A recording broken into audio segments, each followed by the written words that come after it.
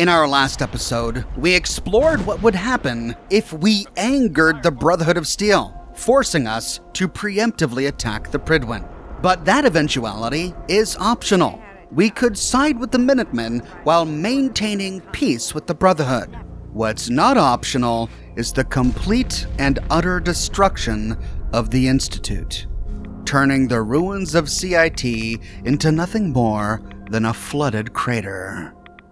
With the Institute destroyed and peace descending upon the Commonwealth, we can explore to see exactly how siding with the Minutemen changes the Commonwealth, and we can start by checking in with the remaining factions. Heading to the railroad, one of two things happens. If we forgot or failed to issue the evacuation protocol from Father's terminal inside the Institute, Desdemona says, You're the one who destroyed the Institute. You could have let the people on the inside live. Instead, you boxed them in and detonated your payload. You've killed an entire species. You monster. They were a necessary sacrifice. We should have sacrificed you the second you asked for our help. It's not that simple. I don't care about your rationalizations, your excuses. So what? I killed some synths. They're machines, not people. You unbelievable. I did it to protect the Commonwealth. Who in the hell gave you the right to condemn them all? What I do now is justice. Work together, people! She and the railroad turn hostile. What's interesting about this is she doesn't turn hostile if we fail to issue the evacuation protocol when raiding the Institute with the railroad. If we go there with the railroad teleports out all of the synths. But the human scientists and family members and children are left behind in the Institute. The only way they can escape is if we issue the evacuation protocol. But if we side with the railroad and fail to issue the evacuation protocol, Desdemona says nothing. She only cares about the synths. The only person in the Commonwealth who cares about both the synths and the civilian scientists in the Institute is Preston Garvey of the Minutemen. Only he gets upset if we fail to issue the evacuation protocol after siding with the Minutemen. My God.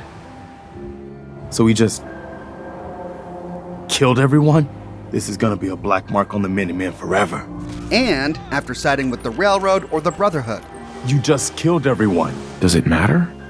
They were my enemies. No, I don't accept that. The leaders of the Institute were your enemies. Maybe they all deserve to die. But that doesn't justify killing the innocent along with the guilty. What you did was mass murder. Plain and simple. However, if we do issue the evacuation protocol, our conversation with Desdemona goes very differently. Well, if it isn't the General of the Minutemen, the destroyer of the Institute, liberator of the synths, my only regret is we couldn't have been there when you did it.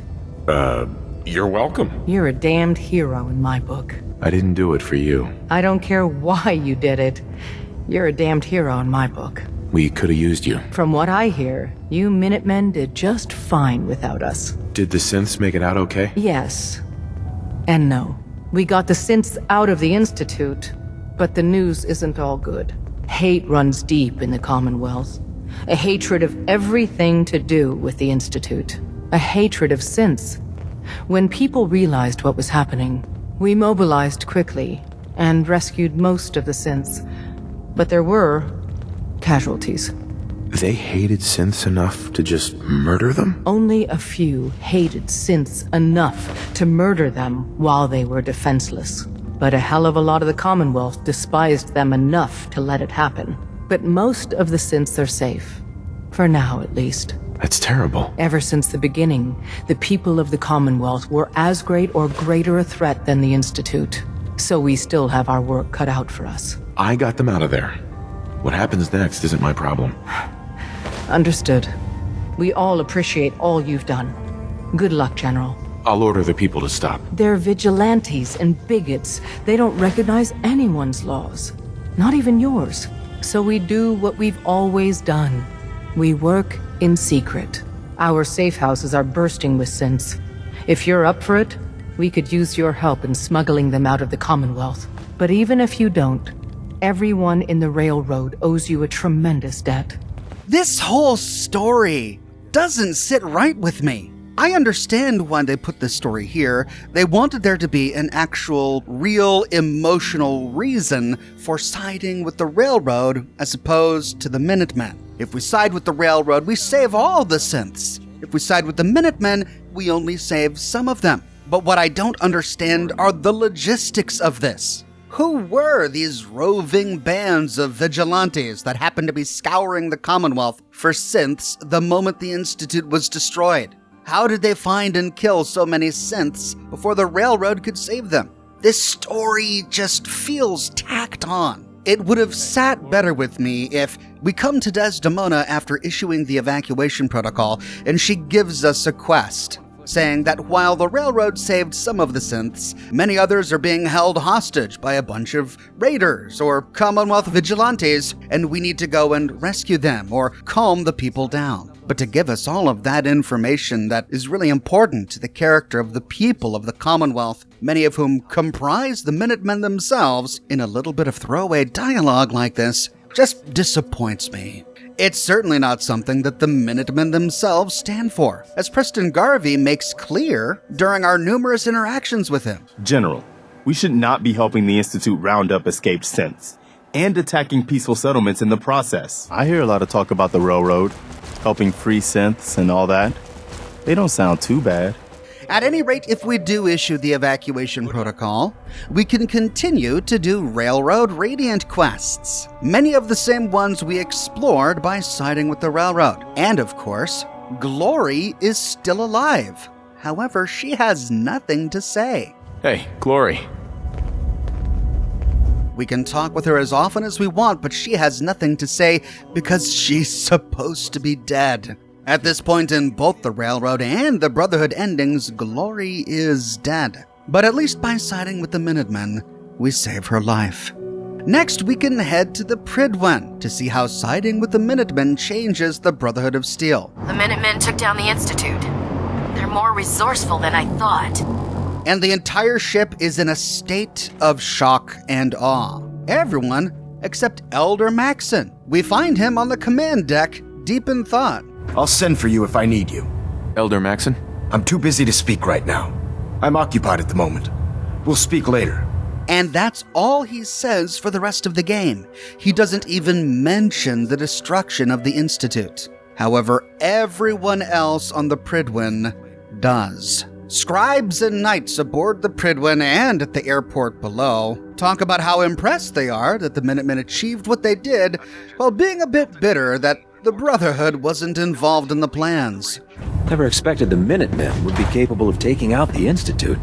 Not sure I like the idea of the Minutemen having so much firepower. And just like that, the Institute was gone in a puff of smoke. Thanks to the Minutemen. It should have been the Brotherhood dealing the final blow to the Institute, not the Minutemen. Next time you run an op, how about you invite your brothers and sisters to the party? The officers are filled with praise for us. Feeling any after effects from the Institute explosion? No, I'm fine. Thanks for asking, Doc. If I didn't, I wouldn't be doing my job. You did a hell of a job out there, you know? Everyone aboard is talking about it.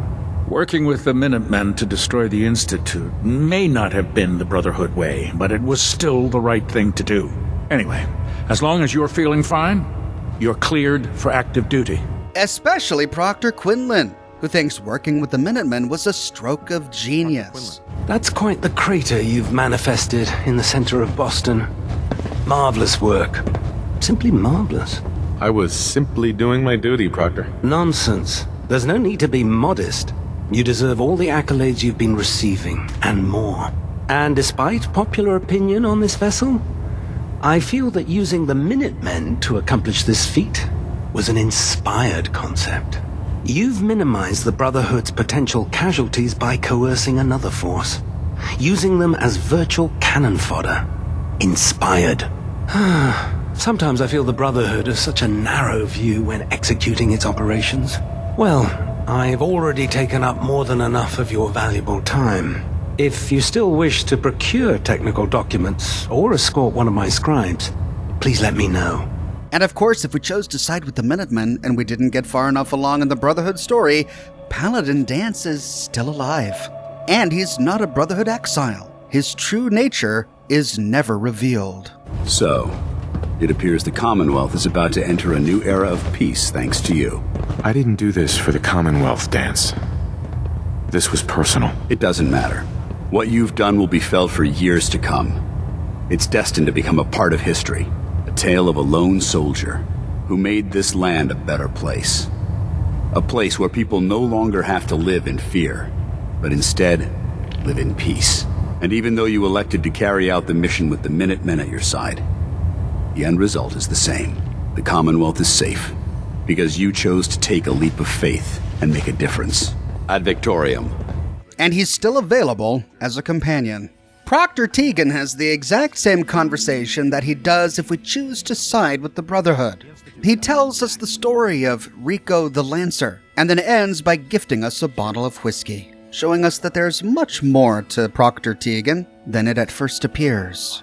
Scribe Naraya has the same conversation with us that she does if we choose to side with the Brotherhood, and Kells has nothing further to say to us, though he will give us any outstanding Brotherhood quests that we haven't yet completed. And we're able to continue with all of the same Radiant and Unmarked quests available to us aboard the Pridwin. However, heading down to the airport, Proctor Ingram has something new to say. So, any other tricks up your sleeve besides making the Institute disappear? No, but I'm glad you approve. Approve? Are you kidding me? That's an understatement. Now, I'm not so sure using the Minutemen to do the deed was the best idea. But you got the job done. And in my book, that's what really counts. Anyway, I'm not here to talk your ear off. And from here she gives us the same quest to create reactor coolant that she gives us if we side with the Brotherhood. And of course, since we didn't get very far in the Brotherhood plotline, the pieces of Liberty Prime are still scattered around the airport, and at this rate, he'll never be rebuilt. If we head to the Cambridge police station, Knight Rees apologizes to us for the way that he's treated us, just like he did when we sided with the Brotherhood. However, he doesn't mention the Minutemen. And Scribe Halen has the same conversation with us that she has if we side with the Brotherhood and choose to spare Paladin Danse, which is really bizarre because we never completed Blind Betrayal. Look, I never really had a chance to thank you for sparing Danse. I know I asked you to hear him out, but I wasn't sure you'd really go through with it. I visited him a few times at the bunker. He really seems to be doing well. And as we just saw, he's not at the bunker. He's still on the Pridwin. So yeah, a little bit of a dialogue oversight here. Next, we can check in with the Minutemen. And if we destroyed the Brotherhood of Steel, Preston Garvey gives us vertibird signal grenades. I have some news I think you're gonna like. We found a vertibird that the Brotherhood abandoned after we took out the Pridwin. Still in working order. And after a little trial and error, we've got a few people training to fly it. So if you ever need a lift in an emergency, just use one of these smoke grenades, and we'll send a vertibird to pick you up as quick as we can. These work exactly the same way that they worked when we got them from Drummer Boy after siding with the Railroad. We can now summon a Brotherhood vertibird from anywhere in the Commonwealth.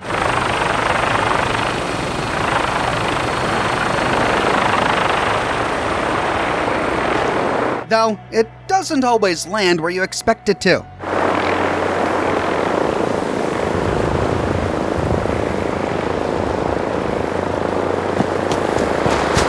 Really? This was a more clear spot than the one I chose? Okay, then. The only way to travel, right, General?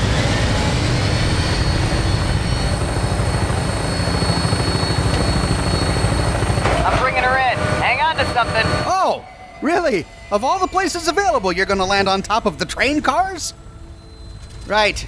Well, clearly, the Minutemen need more practice piloting these vertibirds.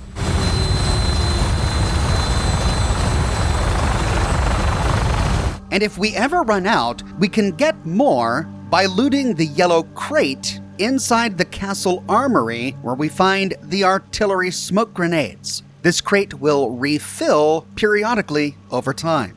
But of course only if we chose to destroy the Brotherhood. If we ended the game while keeping the Brotherhood alive, we don't unlock the vertibird signal grenades.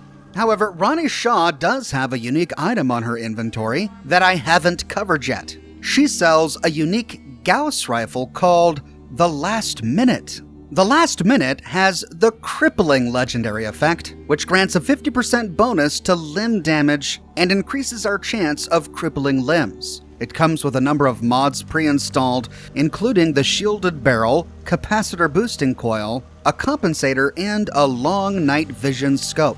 Incidentally, Ronnie Shaw is also the only merchant in the entire game who can sell mini-nukes. And after destroying the Institute, the Minuteman DJ goes on the radio to inform the Commonwealth. The only thing people are talking about all across the Commonwealth is the huge explosion at the old CIT site. I can confirm that was the hidden location of the Institute. And I can also confirm that the Institute has indeed been destroyed. Let me repeat, the Institute has been destroyed. I'm proud to report that the Minutemen were able to finally bring the fight to the Institute. Our assault force infiltrated the Institute's underground facility and detonated their fusion reactor. I'd like to take this time to salute the General, who personally led the attack on the Institute. I'd also like to thank all of the Minutemen volunteers from across the Commonwealth who joined in the attack. Remember, it was thanks to their sacrifice that we are all free from the insidious threat of the Institute for the first time in decades. We still have a lot of work to do to bring peace and freedom back to the Commonwealth, but this is certainly a giant step forward. If we chose to save synth Shawn, he'll appear here at the castle. And we have the exact same conversation with him that we did with both the Brotherhood and the Railroad if we chose to save him then. He expresses confusion as to why we had to blow up the Institute, and we have to reassure him. Yeah, that's what Sturgis said. As long as you don't leave me, it'll be okay. Dad, it's really great that you're helping people build someplace safe to live. I like this place. Finally a real home. This is a really fun place to live. I'm so glad you brought me here. It can be scary out here sometimes. But people just never give up, do they? They're always trying to make things safer. People out here are just like me. They like to tinker with things too. It's strange, but I feel part of something finally. Can't you feel it, Dad? It's like everyone has hope. Like everything's just gonna be okay. Dr. Watson always said that the surface was hopeless. But it's not. Just look at what people are building. This place feels good. We'll stay here, right? Oh, before I forget, Father, he told me to give this to you. I didn't listen to it, so I don't know what it says. But I think it's important. He then gives us Father's holotape, and the holotape is identical to the versions we've previously explored. Father asks us, rather bizarrely, to take care of synth Shawn as if he were our real child. Hey, Dad, can you do something for me? Next time you're out doing stuff, can you look for something? I want to try building some new things. And just like with the Railroad and Brotherhood endings, synth Shawn gives us a Radiant quest that leads to him creating a Wazer rifle for us, which we've explored previously. If we head back to Sanctuary and check in with Sturgis, he has something for us. We all did what we had to. I'm glad it's over, but I'm glad you're here. I've been tinkering with this laser musket. I made a few custom modifications to it that I think you might like. Here, take it for a test drive. He gives us an automatic laser musket. We can get this musket from him immediately after destroying the Institute, which means we could come here after destroying the Institute, get the laser musket, and then if we choose to destroy the Brotherhood, use it in that battle, which is why in my last video, many of you saw me running around with an automatic laser musket. When did you cook this up? Oh, I've been messing with it for quite a while.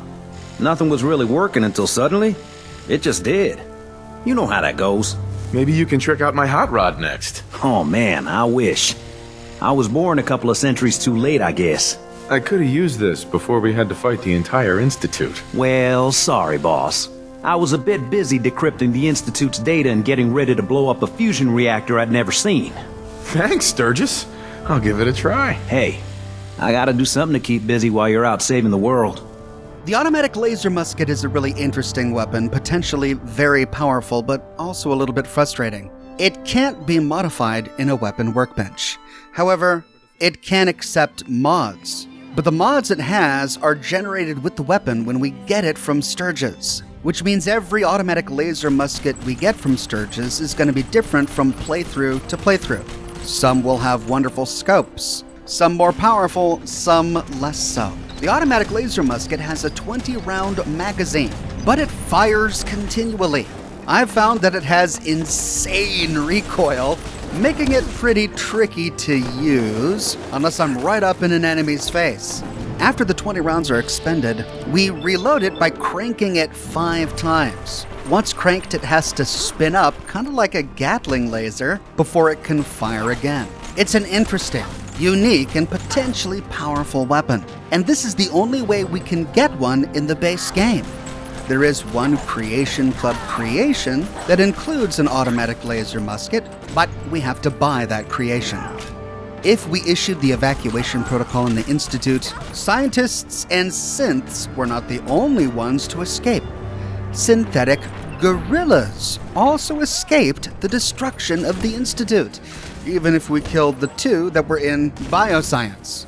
And with the Wasteland Workshop DLC installed, we can trap these synthetic gorillas to tame them and turn them into pets. To craft a gorilla cage, we need 5 wild mute fruit, which can't be bought at merchants and it can't be farmed. We have to stumble upon it while exploring. This is why I called out the wild mute fruit patch that grows naturally by the swimming pool at the slog. Once we catch a gorilla, it joins the settlement and provides the settlement with a whopping 10 settlement defense. These things are insane in combat. It's tricky finding enough wild mute fruit, but if we can, having a dozen of them swarm a bunch of gunners makes for a really short fight. Additionally, gorillas give us double the happiness bonus of dogs and cats. Both dogs and cats grant us 10 settlement happiness divided by our settlement's total settlers. Gorillas give us 20 total happiness divided by our settlement's total settlers. For a settlement with 11 settlers, we would need 22 dogs or 22 cats to get a 20 bonus to happiness that we need to get that 100 happiness cap. But with gorillas, we only need 11 of them. The only downside to gorillas, aside from having to find the wild mute fruit, is that they're rather large and loud. They walk around on all fours, making a thunderous crunching noise with every step.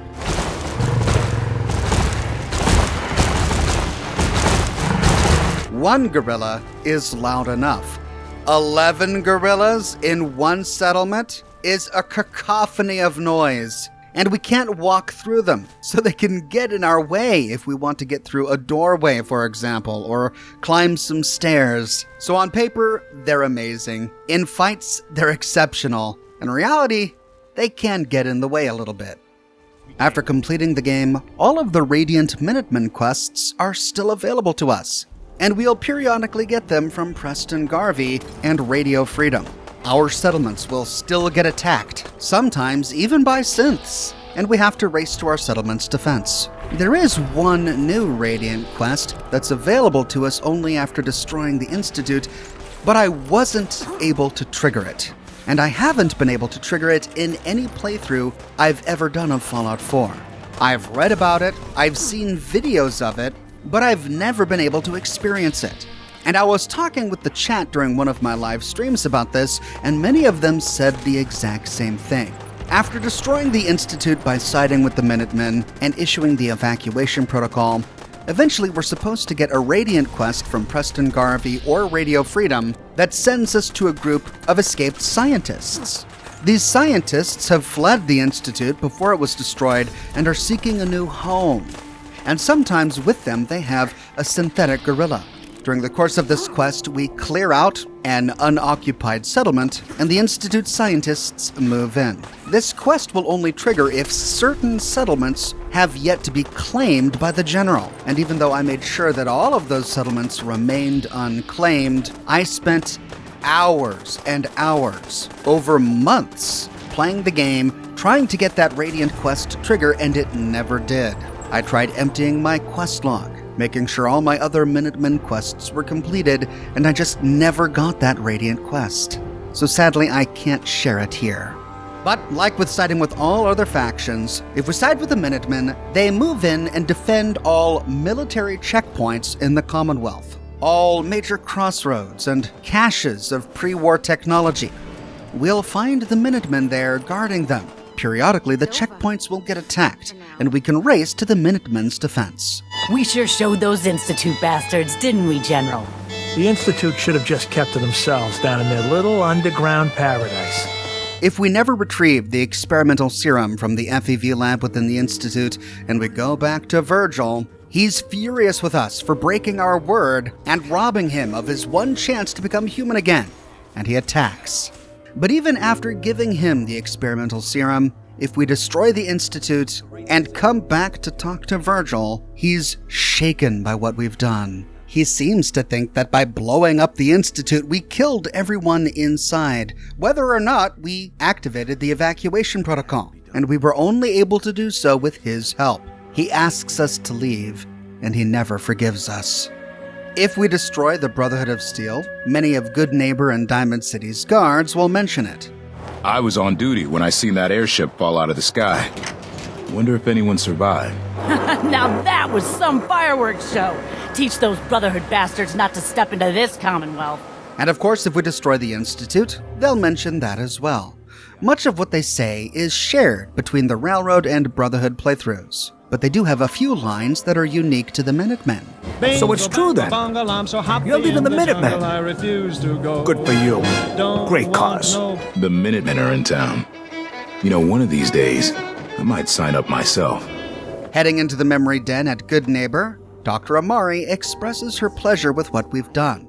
The exact same dialogue we got after siding with the Railroad. And heading to the Diamond City Market, we see that the Minutemen have moved in to protect the place. Hey there, General. Just spreading the good news to Diamond City. People seem happy to have the Minutemen back.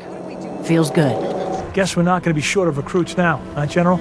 Minutemen soldiers walk around browsing the shops, keeping the place secure, and the Minutemen flag flies from the flagpole above the marketplace.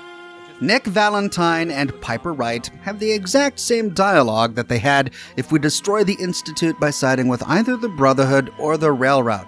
Sadly, they don't mention the Minutemen at all. And after a few in-game days, Piper publishes a copy of Public Occurrences called Boogeyman Banished, but the contents is identical to the Railroad and Brotherhood versions. She mentions both the Railroad and the Brotherhood in this copy of Public Occurrences, but she doesn't even mention the Minutemen, even though we're the ones who destroyed the Institute, which is very odd. However, once we complete the quest In Sheep's Clothing, where Mayor McDonough flees Diamond City once it's revealed that he's a synth, Piper Wright publishes a new copy of Public Occurrences called Moving Forward, which I haven't read in any video yet. There's no disputing it now. Former Mayor McDonough was a synth, an agent in the pocket of the Institute, who used his power and influence to do untold damage to Diamond City and the lives within it. Abandoned by his masters, there's no telling how many more people he would have hurt or killed had he not been stopped. We have the truth, bitter as it is. We cannot predict how long it'll take us to unravel all of McDonough's lies, to even begin to repair years of carefully orchestrated sabotage. Is the wall truly secure? Will we ever know the fates of Diamond City's missing? Will the position of mayor ever be entrusted to someone else? Everyone in Diamond City, whether they would acknowledge it or not, lived in fear of the Institute striking at them. Now they have. The city is still standing. Our daily routines keep grinding away. We still work, and eat, and sleep, and hope for a better tomorrow. Are you still afraid, Diamond City? I'm not sure if this newspaper is supposed to come across as comforting or not. As I explored in my profile video of Piper, good person, bad journalist, her papers seem to do nothing but stoke the fears of the people of Diamond City. Fears that were justified because people were being kidnapped and replaced, but fear that led to a lot of anti-synth hatred and even violence against synths. Mayor McDonough has been unmasked and ousted from Diamond City. That should be cause for celebration, and though it ends on a positive note, saying that despite being infiltrated by the Institute, Diamond City still stands, it doesn't do very much to calm the anti-synth anxiety that ripples through the Commonwealth. And listening to Diamond City Radio, Travis Miles comes on and talks about hearing the explosion at CIT. Did anyone out there see that? Or hear it, or feel it, or probably all three of those things? But unlike with siding with the Railroad or the Brotherhood, he never comes on again to tell his listeners that it was the Minutemen who destroyed the Institute. At least he never did in my gameplay. During both the Railroad and Brotherhood endings, I was able to share a clip of Travis Miles talking about the Railroad or the Brotherhood defeating the Institute. The Institute, it's, well, it's gone. Blown up, like, totally destroyed. Rumor is that the Railroad had something to do with it. Like, they got in there and, blew it up. You know, the Brotherhood of Steel and that giant robot, the thing that they have. They went and smashed up the Institute with it. But even after recognizing that the Institute was destroyed, in my Minuteman playthrough, he never came back on to talk about the Minutemen. This is another moment where I spent hours trying to get this to trigger, and it just never did. Maybe I just got unlucky, but I was never able to find it. Heading to Bunker Hill, Kessler tells us that she doesn't want any trouble, and she gives us Bunker Hill to use as a Minuteman settlement, just like she does with the Brotherhood and the Railroad. And now, we can continue to claim more Minutemen settlements until we've gotten them all. Continue to build our army of Minutemen soldiers to ensure the safety of the Commonwealth. Based on events that we've learned after Season 1 of the Fallout show, we now know that this ending is one of the possible 2 canonical endings for Fallout 4. And I'd like to think that this ending, the Minutemen ending, is the canonical ending. In my opinion, it's the best explanation as to why the Prydwen would even want to leave the Commonwealth. If the Minutemen are already here protecting the place, there's nothing for the Brotherhood to do, giving them a reason to travel all the way to California. And with that, we've completed the full story of Fallout 4. It took 2 years to make this series. Every primary quest, every faction, every character, every scrap of dialogue, we've explored it all. Thanks to each and every one of you who watched this series and encouraged me while I worked on this project. I'll see you soon with more lore videos and more live streams. Thanks for watching.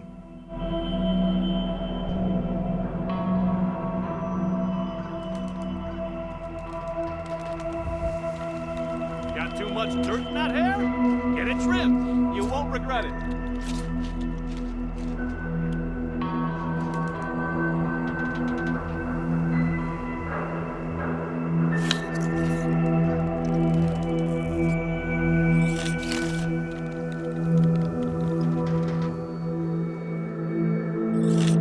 Who needs a haircut? Everyone needs a haircut. Step up.